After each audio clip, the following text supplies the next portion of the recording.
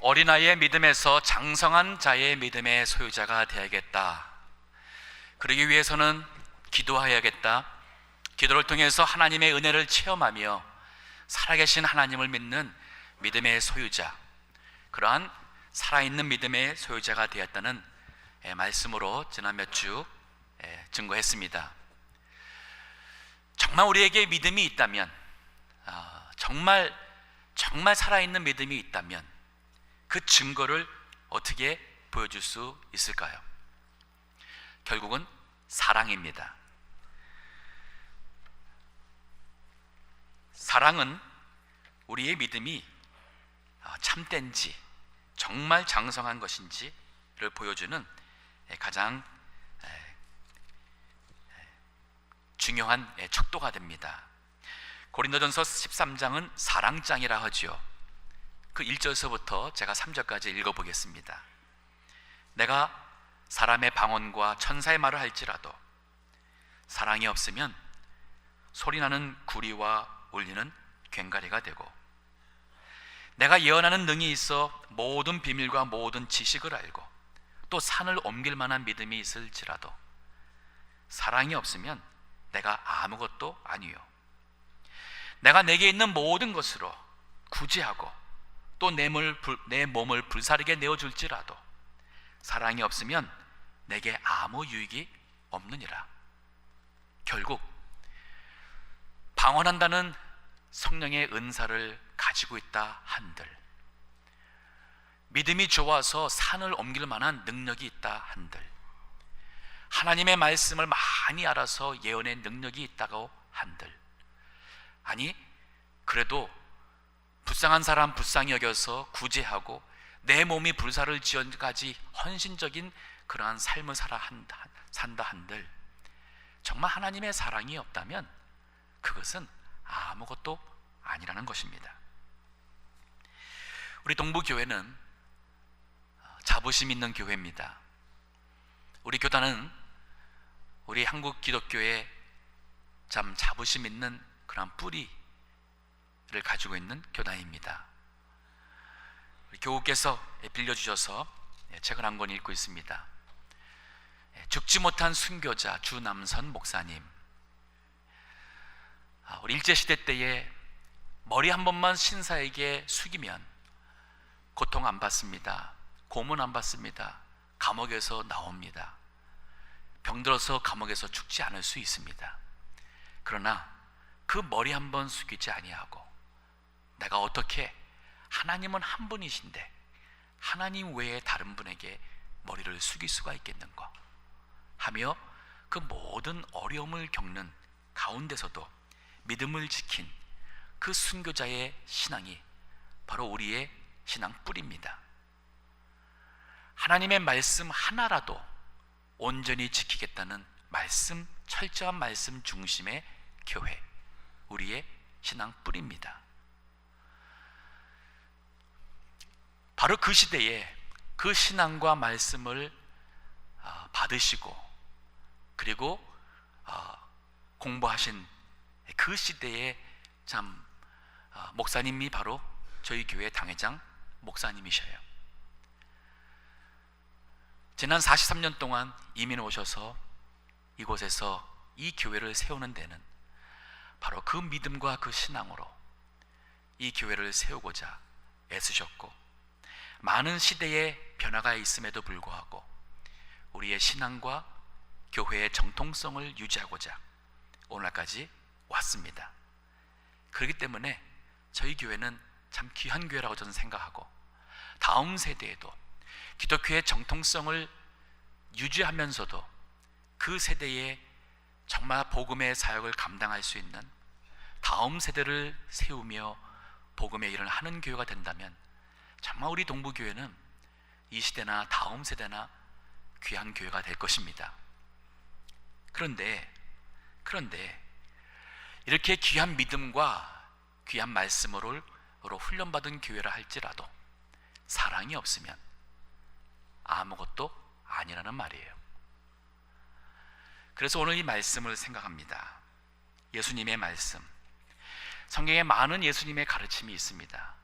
그러나 모든 가르침 중에 원수를 사랑하라는 이 말씀은 다른 모든 종교에도 없는 가르침이에요.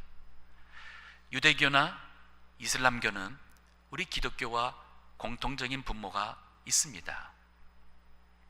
바로 유일신이에요. 하나님은 한 분. 또 구약 성경을 같이 공유합니다. 하지만 이슬람교나 유대교에서는 원수까지도 사랑하라는 말씀은 없습니다. 이슬람교는 오히려 인피델, 즉 알라 신에게 충성하지 않은 그러한 배도자, 배신자, 불신자를 향해서는 죽여도 정당할 수 있다고 가르치고 있어요. 즉 원수를 미워하라는 얘기예요.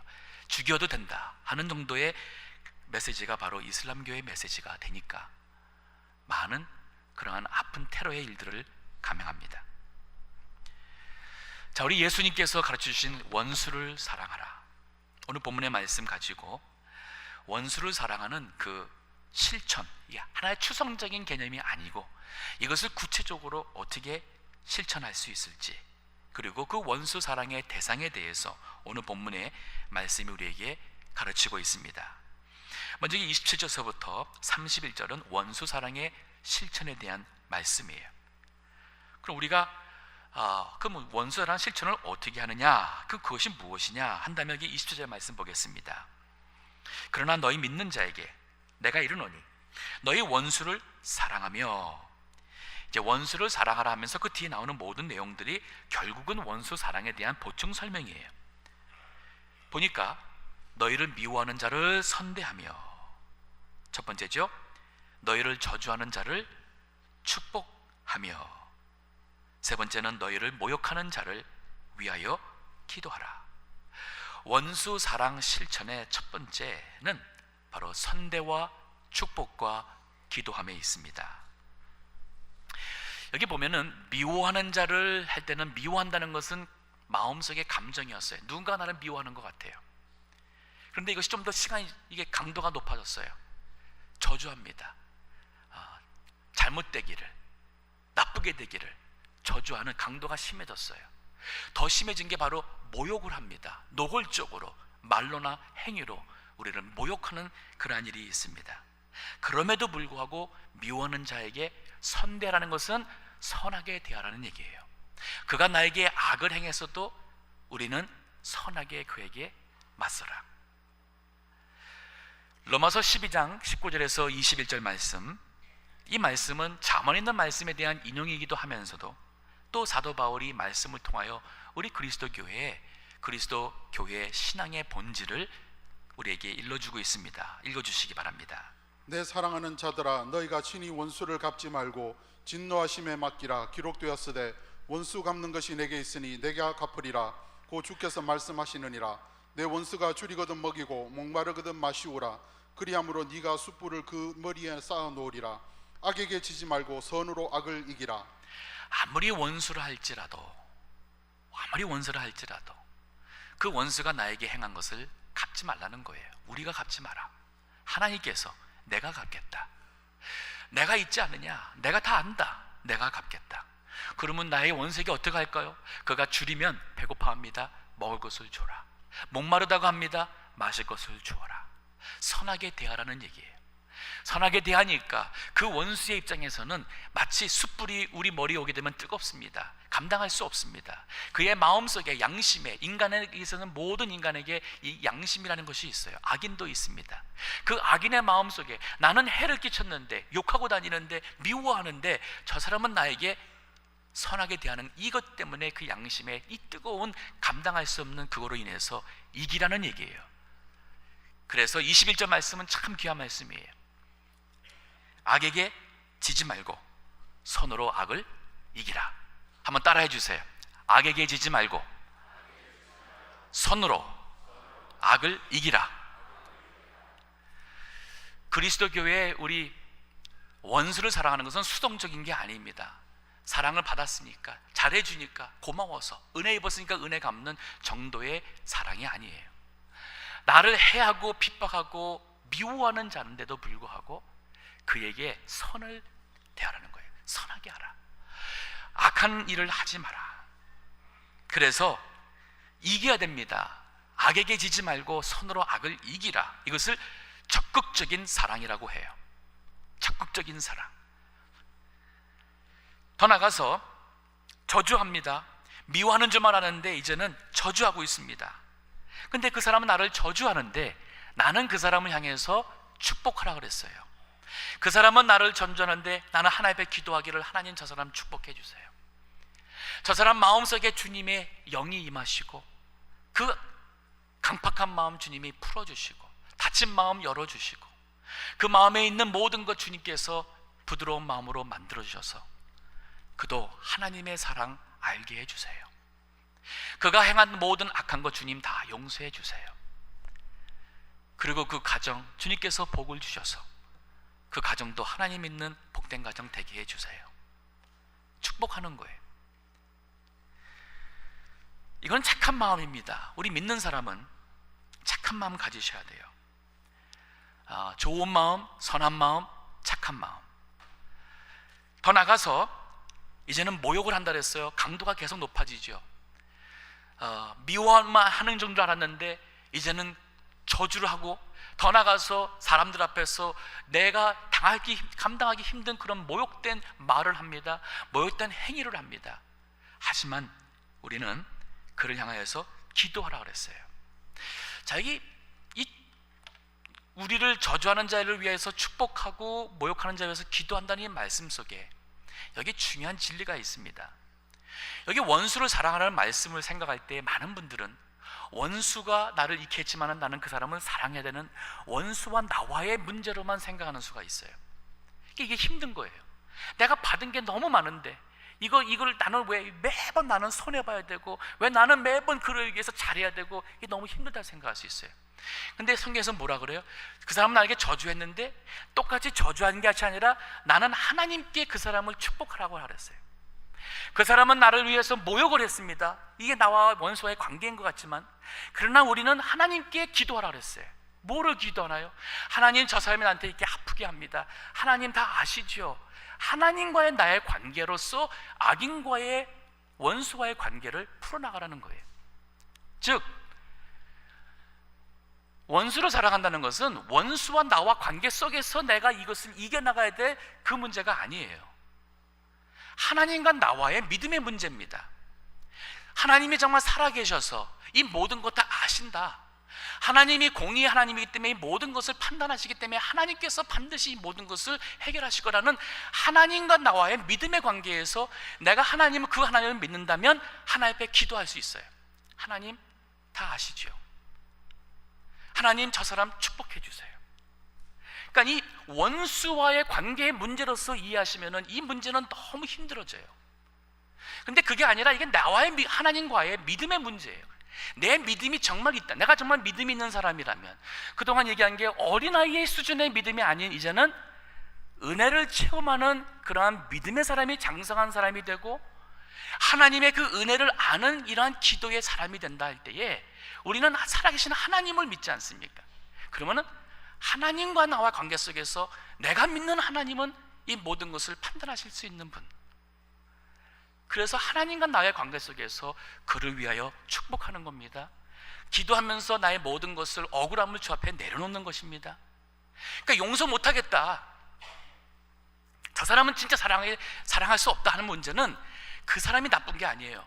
문제는 나의 믿음이 없든지 어딘가 나의 믿음에 병이 들어있어요.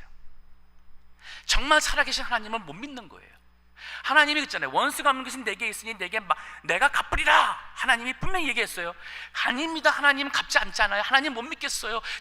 저는 억울합니다. 제가 어떻게 할 거예요? 이거는 믿음이 아니라는 얘기예요. 원수를 사랑하라. 이거는 내가 믿는 하나님과 나와의 문제예요. 우리 다윗을 보십시다. 성경에 보면은 많은 이 믿음의 사람들이 이 말을 그렇게 살았어요. 다윗이 사울 왕에게 정말 억울한 일 당합니다. 뭘 잘못해서가 아니에요. 너무 잘해서 그래요. 골리앗 앞에서 다 도망가는데 어린 다윗이 용감하게 만군의 여호와의 이름으로 나가서 골리앗을 물러뜨리니까 사람들이 다윗을 좋아합니다. 다윗이 뭘 맡기면 나가는 것마다 승리하고 돌아오니까 백성들이 다윗을 높이 삽니다. 다윗이 잘못해서가 아닙니다. 인간은 누구나가 다 본질적으로 질투가 있습니다. 시기가 있습니다. 사울 왕이 보니까 다윗이 두려운 거예요.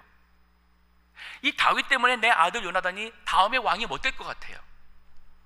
그래서 사울이 처음에는 두려움이, 시기가, 질투가, 미움으로, 증오로 이제는 원수처럼, 그래서 사울 왕은 다윗을 죽이려고 합니다. 근데 인간이라는 것은 뭐냐면 그 주변에 또한 사울 왕을 통해서 얻어지는 것이 있는 사람들은 똑같이 사울 왕을 통해서 다윗을 미워하고, 도액 같은 사람은 다윗 왕을 고자질해서 그래서 다윗 왕으로 죽일 수 있는 그러한 근거지를 삼으면서 많은 사람들이 힘들게 했어요. 그러면 다윗 같은 경우에 얼마나 힘들겠습니까?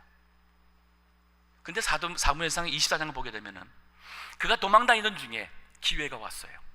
굴 속에 숨어 있는데 다윗을 잡으러 왔는 그 사울 왕이 잠시 낮잠을 자려고 그 굴 안에 들어왔습니다. 입구에서 지금 자고 있어요. 굴 속에 있던 다윗의 신복들이 하나님이 당신의 그 진심을 아시고 이제 복수할 수 있는 기회를 주었습니다. 내가 할 테니까 명령만 해주세요. 근데 다윗은 그것을 허락하지 않습니다. 아니다, 하나님의 기름 부은 자를 하는 것을 옳지 않다, 하지 마라. 사울왕이 거기서 나갔습니다. 멀리 갔을 때 다윗이 거기서 사울왕을 불러요.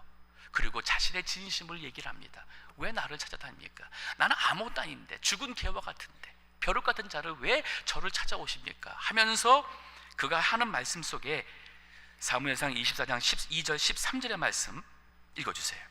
여호와께서 나와 왕 사이를 판단하사 나를 위하여 왕에게 보복하시려니와 내 손으로 왕을 해하지 않겠나이다. 옛 속담에 말하기를 악은 악인에게서 난다 하였으니 내 손이 왕을 해하지 아니하리이다. 다윗이 이렇게 할 수 있는 것이 바로 그 이유가 뭐였어요? 그 근거가 바로 뭐냐면 다윗은 여호와의 관계 속에서 여호와의 하나님을 믿는 사람이에요. 때문에 여호와께서 나와 왕 사이를 판결하실 것입니다. 그러니까 나와요, 누군가의 나를 미워하는 사람과 나와의 관계 속에서 너무 힘들어하지 마세요. 나를 저주하는 사람 때문에 막 속상해하고 그래서 화내고 그래서 잠 못 자고 그러지 마세요. 그가 나를 모욕을 줬습니다. 너무 자존심 상합니다. 근데 그것 때문에 우리가 화를 내고 한다는 자체는 나와 하나님 관계에 뭔가 문제가 있는 거예요. 다윗은 그러잖아요. 여호와께서 나와 왕 사이를 판단하사 나를 위하여 왕에게 보복하시라니, 혹 하나님께서 시대가 되어서 왕을 심판하신다면 하나님께서 하실지라도 내 손으로는 왕을 해하지 않겠습니다. 왜냐하면 그것은 사람을 피를 흘리는 악행이니까. 아무리 악인이라 할지라도 악행을 한다면은 그는 악인이고 하나님 앞에서 그 일을 행한 나도 하나님 앞에서는 악한 사람이 되는 거예요. 악은 악인에게서 나온다. 그 사람이 나를 저주했지만은 나도 거기서 절반쯤만 저주하면은 나도 하나님 앞에서는 다른 사람을 저주하는 죄인이 돼버리는 거예요.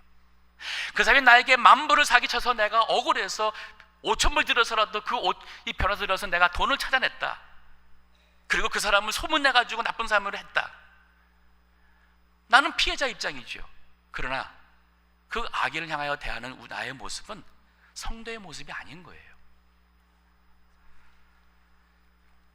자, 우리 원수를 사랑하는 그 실천, 미워하는 자에게 선하게 대하는 것이고, 나를 저주하는 자에게 나는 그를 축복하는 것이고, 나를 모욕하는 자를 나는 그래도 하나님 앞에 기도하며 그 사람에 대한 모든 것 다 내려놓는 거예요.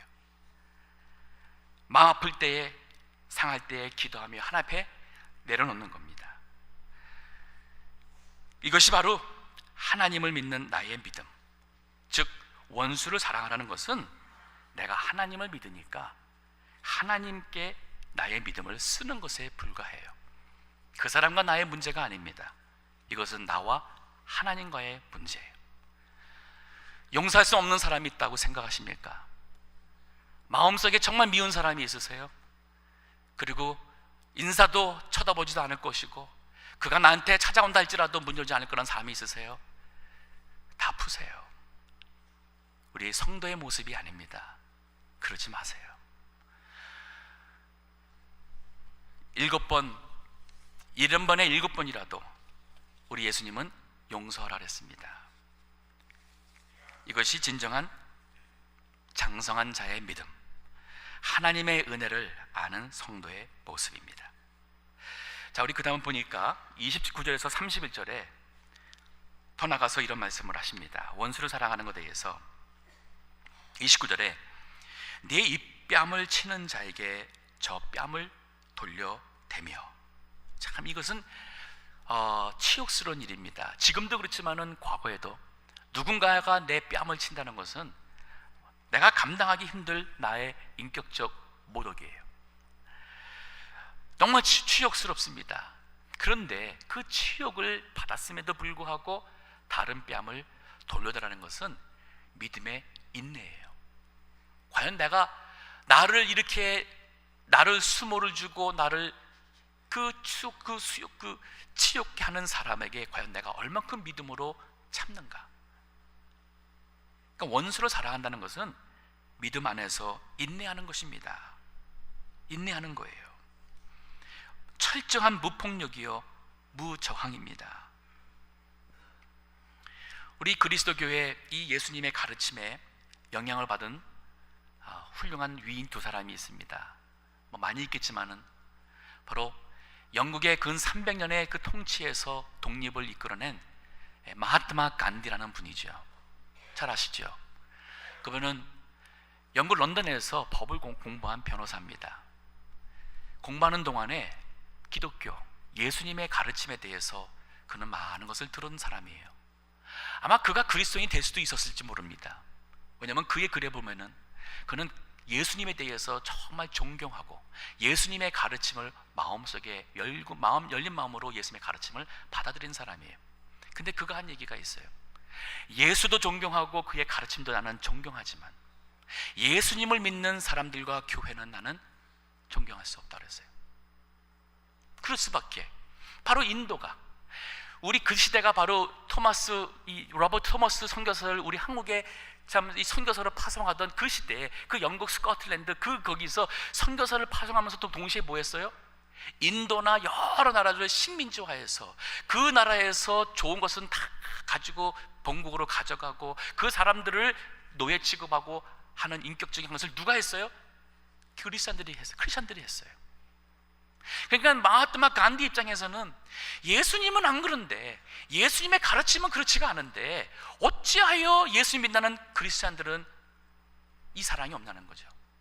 그래서 그가 크리스찬이 못 된 것 같아요. 하지만 그가 이 가르침을 받아서 그는 철저한 무폭력, 무저항으로 그 영국의 군대와 맞섰습니다. 때리면 맞고, 잡아서 가둬놓으면 갇혀있고, 안 주면 굶고, 그러면서 그는 올바른 정의를 위해서 부르짖었고 그를 위해서 나간 거예요. 결국은 영국이 손을 들었어요. 인도가 독립을 얻었습니다. 우리 미국에도 그런 사람이 있습니다. 마틴 루터 킹 목사입니다. 1950년대, 60년대 우리 흑인을 대한 인권의 문제가 이 미국 사회, 이 기독교 국가인데 바로 우리 한국에 많은 선교사들을 보냈습니다. 다 백인이잖아요. 그러한 선교사들은 훌륭한 이 기독교 국가인데 여전히 흑인을 향해서 인권을 존중하지 못했던 그러한 일들이 있었어요. 그때에 이 말씀대로 폭력하지 않았습니다. 욕을 먹었다 해서 맞서서 욕하지 않았습니다. 지금 미국이 바뀌었어요. 정치인들 얘기하는 거 보세요. 그냥 인격적인 모욕에서 비난에서부터 과거의 추접성거 다 드러내고 그래가지고 다 깎아내려가지고 내가 이 나라를 이끌어갈 수 있는 적임자라고 하는 이러한 인격적인 것은 사실 기독교 정신이 아니었어요. 근데 이것이 오늘날 사업에서도 그래요. 다른 사람을 쫙 누르고 어떻게든지 이유는 내가 더 이익 가지려고, 돈은 많이 벌어서도 내 종업원들한테는 이만큼씩 줘가지고서는 그 사람들은 겨우 살 수 있게 하고 나는 이렇게 하면서 그래도 뭐 남들 다 하는데 계속 우리는 이 탐심 속에서 하면서 우리는 뭐라 그래요? 하나님이 나에게 복을 주셨다, 복 받았다, 너무 잘 된다. 근데 세상 사람들은 뭐라 그럽니까? 기독교를 향해서 저 사람들이 뭐가 다르냐는 거예요. 대체 뭐가 다르냐 저 사람들이. 인내 그리고 양보예요. 여기 보십시오. 여기 누가복음 6장 여기 29절 계속 봅니다. 30절입니다. 네 입뺨을 치는 자에게 젖뺨을 돌려대며, 자, 이게 참습니다. 네 겉옷을 빼앗는 자에게 속옷을 금하지 마라.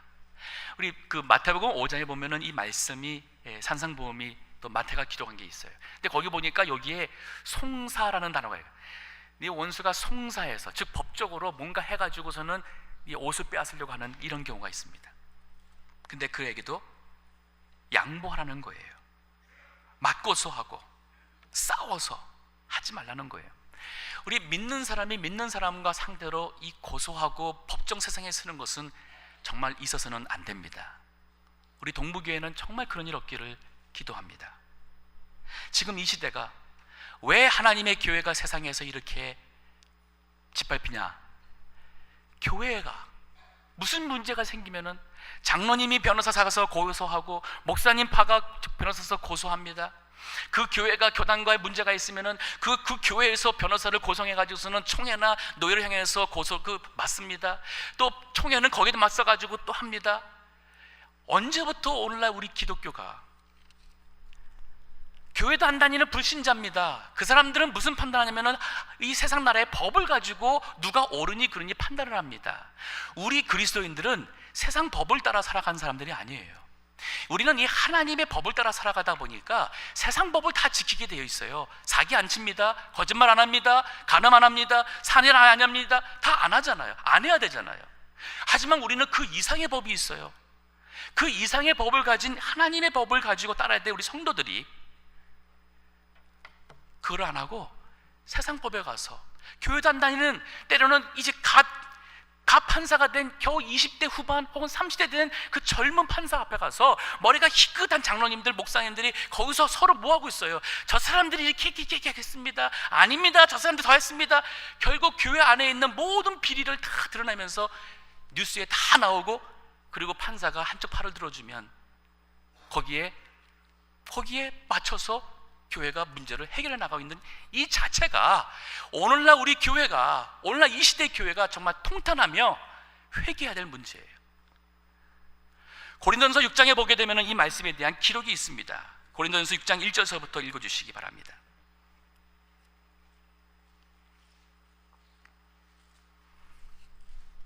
고린도전서 6장 1절. 너희 중에 누가 다른 이로 더불어 일이 있는데 구태여 불의한 자들 앞에서 송사하고 성도 앞에서 하지 아니하느냐? 성도가 세상을 판단할 것을 너희가 알지 못하느냐? 세상도 너희에게 판단을 받겠거는 지극히 작은 일 판단하기를 감당치 못하겠느냐?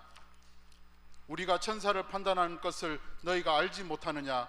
그러하거든 하물며 세상 일이랴. 그런즉 너희가 세상 사건이 있을 때에 교회에서 경히 여김을 받는 자들을 세우느냐? 내가 너희를 부끄럽게 하려 하여 이 말을 하노니 너희 가운데 그 형제가 이를 판단할 만한 지혜 있는 자가 이같이 하나도 없느냐? 형제가 형제로 더불어 송사할 뿐더러 믿지 아니하는 자들 앞에 하느냐? 너희가 피차 송사함으로 너희 가운데 이미 완전한 허물이 있나? 차라리 불의를 당한 것이 낫지 아니하며 차라리 속는 것이 낫지 아니하냐? 교회에 교역자가 있습니다. 교인들 그 산에 갈등이 있으면 교역자를 찾아서 하나님의 뜻과 지혜를 찾을 수 있어요. 교역자 혼자 하기에 감당하기 어려운 문제라면 교회 당회가 있습니다. 당회에서 성도 간에 문제가 있을 때에 들어보고 기도하고, 타협을 하든 중재를 하든 배상을 하든, 잘못한 데서는 교회 입장에서 권징을 하든 해서라도 교회 안에서 문제 해결할 수 있습니다. 교회 안에서 해결하기는 너무 문제가 크다면은 노회에 재판부라는 것이 있습니다. 총회에 재판부가 있습니다. 그런데 언제부턴가 교회의 교역자의 결정이나 노회나 총회의 결정에는 승복하지 아니하고 끝까지 변호사 사가지고 세상 법정에 가서 이겨보겠다는 사람들, 과연 성도라고 할 수 있을까? 너무 마음이 아파요. 여기 예수님께서 원수 사랑하라 그랬는데 오른 이 뺨을 치게 되면 저쪽 뺨을 데려가려 했는데, 누군가가 억지로 송사해서 걷어서 뺏어가려면 서곡도 내주라고 했는데, 우리가 믿는 예수님은 바로 이렇게 사셨어요. 마태복음 20장에 보게 되면 예수님이 붙잡혔습니다. 십자가에 지금 죽이시러 가는 그 길에서 예수님이 받은 수모를 한번 생각해 보세요. 마태복음 27장 28절에서부터 읽어주시기 바랍니다. 그의 옷을 벗기고 홍포를 입히며 가시미 얼굴려간을 엮어 그 머리에 씌우고 갈대를 그 오른손에 들리고 그 앞에서 무릎을 꿇고 희롱하여 가로되 유대인의 왕이여 평안할지어다 하며 그에게 침 뱉고 갈대를 빼앗아 그의 머리를 치더라. 희롱을 다한 후 홍포를 벗기고 도로 그의 옷을 입혀 십자가에 못 박으려 뒀고 끌고 나가니라. 예수님이 잘못한 게 있어서 그런 게 아닙니다. 우리는 하나님을 거역했습니다. 하나님을 인정하지 않습니다. 우리 스스로가 옳다고 판단해서 우리 길대로 살아가려는 죄인들이에요. 그런데 우리 인간들을 사랑하셔서 포기하지 못하고 하나님께서 독생자 예수님을 보내주심으로 우리의 이 강팍한 마음을 여시는 거예요. 그럼 예수님께서 이 일을 위해서 오셨는데, 그러니까 애매하게 정말 이 예수님은 이 우주 만물의 왕이 되시는데 사람들은 그를 모르고 네가 스스로를 왕이라 하느냐? 그럼 왕노릇 좀 해봐라. 가시로 엮은 면류관을 그 머리에다 씌웠어요. 이건 조롱이에요. 네가 그렇게 왕이 되고 싶니? 이 면류관이라도 써봐라. 가시로 만들었지만 씌우는 거예요. 피가 흐릅니다. 고통이 있습니다. 뺨을 치는 것도 치욕이라 하겠지만 얼굴에다 침을 뱉는 것은 더욱더 감당하기 힘든 치욕이에요. 막대기로 때립니다. 그러면서 실컷 놀렸습니다. 그러나 예수님은 아무 말씀 없으셨어요. 힘드실 때 바로 이 예수님 생각하세요. 그러면 우리가 예수님의 제자의 길을 가는 것입니다. 원수를 사랑하는 이 일에 오늘 본문에 계속 봅니다. 인내합니다. 양보합니다. 그 다음에 우리는 대접, 베풉니다. 여기 30절을 계속 보겠습니다. 물은 내게 구하는 자에게 주며, 정말 가난했어요. 없어요. 구합니다.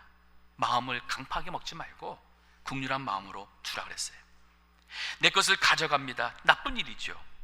줄 생각을 안 해요. 하지만 다시 달라고 하지 마라. 그것 때문에 마찰과 전쟁과 싸움을 이겨서 내 것을 찾으려고 하는 것보다는 살아계신 하나님을 믿으니까 달라고 그러지 마라. 남에게 대접을 받고자 하는 대로 너희도 남을 대접하라. 아까 얘기했던 간디, 이러한 훌륭한 정신을 가진 사람이에요. 그의 일화가 있습니다. 기차가 막 출발하는데 역에 도착해서 그걸 막 급하게 타다 보니까 그만 올라타는데 그만 샌들 하나를 벗겨져 가지고 철로 위로 떨어졌어요.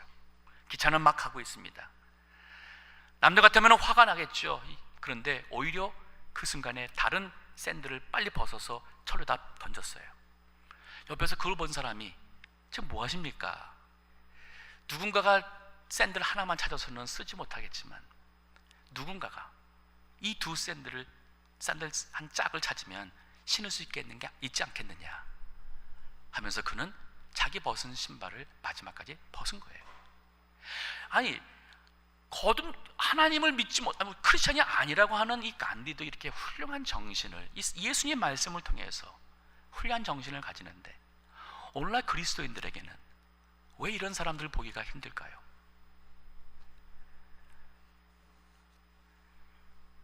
더 나갑니다. 32절에서 33절은 우리가 사랑해야 될 원수, 그 대상을 얘기하고 있어요. 원수 사랑의 대상이 누군가? 본문의 33절, 32절 보니까 너희가 만일 너희를 사랑하는 자를 사랑하면 칭찬받을 것이 무엇이뇨? 죄인들도 사랑하는 자를 사랑하느니라. 여기서 죄인이라는 것은 소위 꼭 죄를 맞는 짓는 그런 사람이 아니라 이방인들의, 유대인의 관점에서는 이방인들이었어요. 하나님을 못하는 사람들, 우상 섬기는 사람들 다 죄인 취급했어요. 근데 그들도 누군가 나를 사랑해주면 맞아서 그를 사랑한다는 얘기예요. 33절도 너희가 만일 선대하는 자를 선대하면 칭찬받을 것이 무엇이뇨? 죄인들도 이렇게 하느니라. 그러면 우리가 뭘 다르냐는 거예요. 누가 나를 친절하게 해주니까 나도 그에게 친절하고, 선물을 주니까 나도 고마워서 선물을 또 받아 전달하고, 나를 초대하니까 나도 그러셔서 초대하고. 그러면 우리가 세상 사람들과 뭐가 다르냐는 얘기예요. 아니죠. 나를 사랑하지 않는 사람도 사랑해야 됩니다. 나에게 악을 행하는 사람도 선하게 대해야 됩니다. 이것은 그 누군가와 나와의 문제가 아닌 하나님과 나와의 믿음의 문제예요. 그래서 우리 마태복음 5장에 보게 되면은 이 말씀에, 여기 마태복음 기록하는 걸 보면은 이 말씀을 좀 더 보충으로 설명하고 있습니다. 5장 45절 읽어주세요. 이같이 한즉 하늘에 계신 너희 아버지의 아들이 되리니 이는 하나님이 그 해를 악인과 선인에게 비추게 하시며 비를 의로운 자와 불의한 자에게 내리우심이니라. 하나님께서는 햇빛을 꼭 의인에게만 주는 게 아니에요. LA에 있는 많은 악인들, 다른 종교 믿는 사람들, 나쁜 사람들에게도 하나님은 똑같은 은혜의 해를 주십니다. 때가 되어서 비를 주실 때에 선이 의로운 자뿐 아니라 불의한 자에게도 그 비를 주어서 시원케 해주십니다. 이것을 하나님의 일반 은총이라 그래요. General Grace. 왜 그러십니까? 아직 하나님 모르는 사람들, 그래서 교만하고 죄짓고 우상 섬기는 사람들이라 할지라도 하나님은 그들에게 일반 은총을 베풀어 살아있는 동안 은혜 베풀어서 죽기 전까지라도 그들이 참 하나님을 알고 회개하여 구원받기를 원하시기 때문에 하나님은 그들에게 일반 은총을 베풀어 주신다 그랬어요. 이게 바로 참으로 하나님 믿는 사람들의 모습이라는 것입니다. 선대하지 않습니다. 그러나 그가 나를 욕하고 험한 말로 한다 할지라도 우리는 하나님 바라보며 하나님께 나가서 이 모든 어려움을 이기셔야 돼요. 제가 목회 31세부터 31에서부터 목회하면서 경험도 없었고 부족한 게 많다 보니까 어려운 일도 없지 않아 늘 있었습니다. 그 어려움이 있을 때에 감사하게도 기도할 때 하나님께서 은혜 주셔요. 특히 말씀을 통하여 그 위기를, 어려움을 극복해 하신 그 은혜 체험이 많습니다. 특별히 가장 그 위로가 되었던 말씀이 있어요. 그 열쇠가 있습니다. 나눠주고 싶습니다. 시편 118편 5절에서 9절 말씀입니다.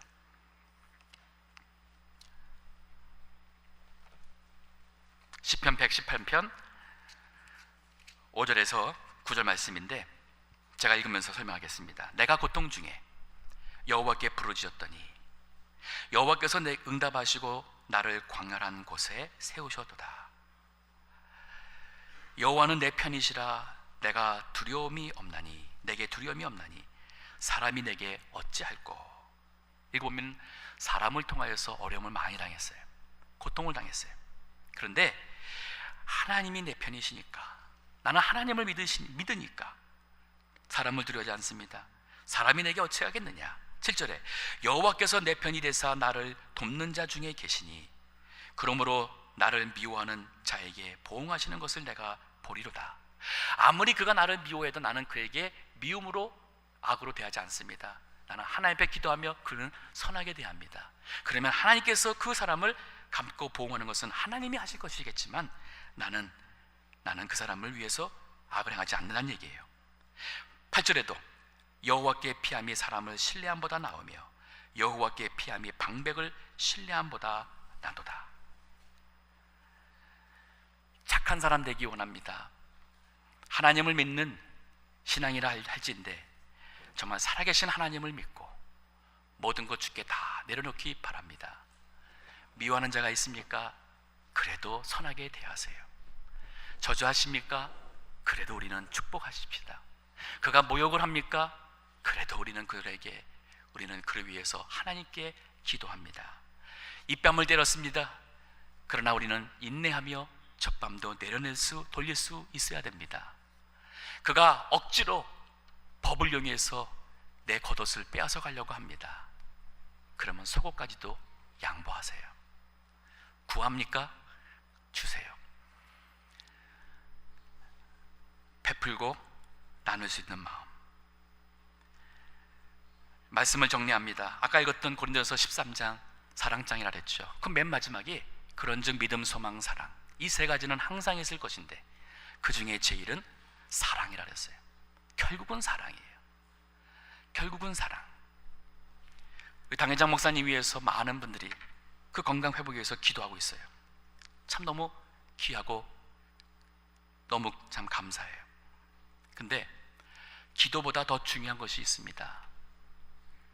제가 목사로서 기도하시는 분들에게 기도만 가지고 부족하다고 더 중요한 게 있다는 말이 모순이 있는 것 같겠지만 사랑이 없이는 우리의 모든 기도가 사실 큰 의미가 없어요. 과연 하나님이 우리 교회에게 진정 무엇을 구하실까요? 건강 회복하고 계시는 우리 당회장 목사님이 정말 무엇을 원하실까요? 그저 기도만 하는 거예요?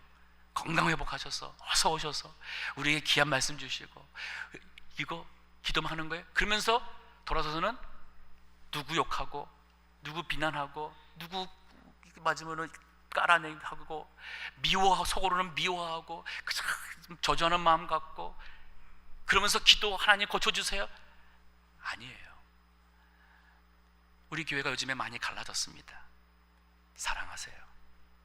다 사랑하세요. 판단은 하나님이 하십니다. 다 사랑하세요. 우리 교회 43년 우리 교단 참 귀한 순교의 신앙 가지고 세워진 참 귀한 교회예요. 이 교회가 지금이 바로 우리가 받은 이 귀한 말씀, 우리가 자랑스럽게 여기는 이 귀한 신앙이 과연 열매를 빛을 낼 때입니다. 그 참된 믿음이 있다는 증거, 가장 큰 증거는 사랑입니다. 다 같이 사랑하십시다. 기도하겠습니다.